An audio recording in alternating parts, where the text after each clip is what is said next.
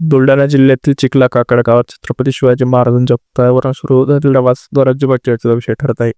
या प्रकरणी स्थानिक सरपंच गणेश काकडे यांनी माध्यमांसमोर होते का ते स्वतःवरील आरोप फेटाळले असून त्या महिलेचे कपडे फाडले नाहीत, सत्याच्या तपासून आमच्यावर कारवाई करा असे स्पष्ट विधान केले आहे.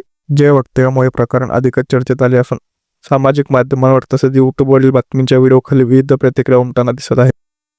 घटनेचा संदर्भ असा की गावात उभारण्यात आलेल्या शिवरायांच्या पुतळ्याच्या ठिकाणावरून स्थानिक पातळीवर वाद निर्माण झाला. काही नागरिकांनी आरोप केला की पुतळा हटवण्याचा प्रयत्न करताना महिलेशी गैरवर्तन आणि मारहाण झाली. या आरोपामुळे वातावरण तणावपूर्ण झाले आणि पोलिसांनी प्रकरणाची नोंद घेत तपास सुरू केला. दुसरीकडे सरपंच काकडे यांनी सर्व आरोप राजकीय हेतूने खोटे असल्याचा दावा केला. त्यांनी सांगितले की सत्य समोर येईल आणि चौकशी निष्पक्ष व्हावी. या घटनेनंतर सोशल मीडियावर मतांतरे तीव्र स्वरूपात दिसून येत आहेत.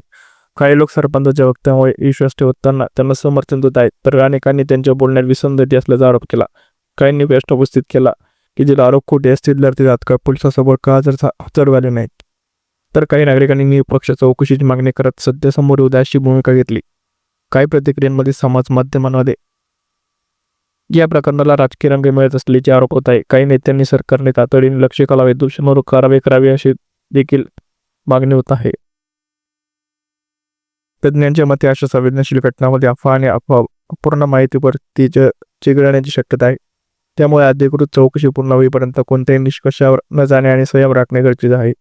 सामाजिक सलोखा टिकवणे ही सर्वांची सामूहिक जबाबदारी असल्याचे ते सांगतात. सध्या या प्रकरणात तपास सुरू असून सत्य काय आहे हे अधिकृत अहवालानंतर स्पष्ट होणार आहे.